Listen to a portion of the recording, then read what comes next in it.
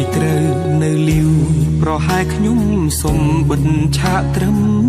នេះដោយសារតែឥឡូវខ្ញុំជួបនារីត្រូវកាន់ដៃរួមផ្លូវកំដរទោះបីជាមានគេប្រាប់រឿងអតីតអ៊ូអាប់នាងជាមនុស្សល្អមិនល្អបច្ចុប្បន្នខ្ញុំសាងស្នេហ៍ស្មោះសរមិនស្ដាយក្រោយឡើយដែលខ្ញុំរៀបការកូនក្រមុំបងអើយកូនក្រមុំបងអើយកូនគ្រាន់តែជាមនុស្សស្រីម្នាក់ដែលសាមញ្ញធម្មតាពេលសំទិញផ្ទឹមឬចម្រៀងចងដៃពីរស់ណាស់ហេតុអ្វីបើជាហូរទឹកនេត្រាកូនក្រមុំបងអើយកូនក្រមុំបងអើយកូនមិនមែនជាមនុស្សស្រីល្អឥតខ្ចោះឬក៏អស្ចារ្យតែខ្ញុំព្រមស្ម័គ្រចងចំណង5ប្រការអរគុណម៉ាក់និងតាញញឹមហើយជូនពរកូនផ្លូវជីវិតនេះ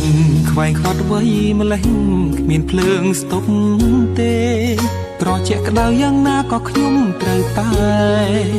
ចេះមើលថែគ្នារៀងខ្លួន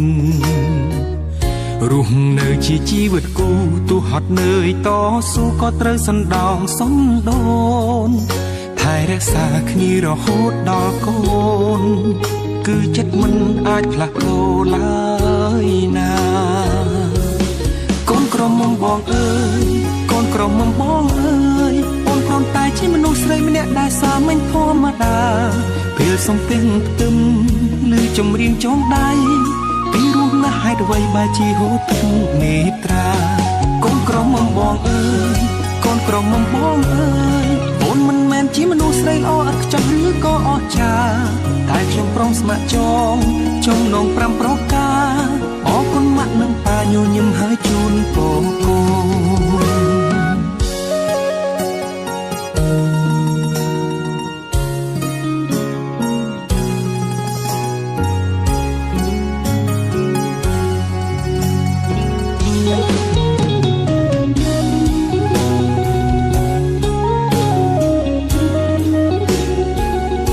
ផ្លូវជីវិតនេះខ្វែងខ្វាត់អ្វីម្លេះគ្មានភ្លើងស្ទប់ទេ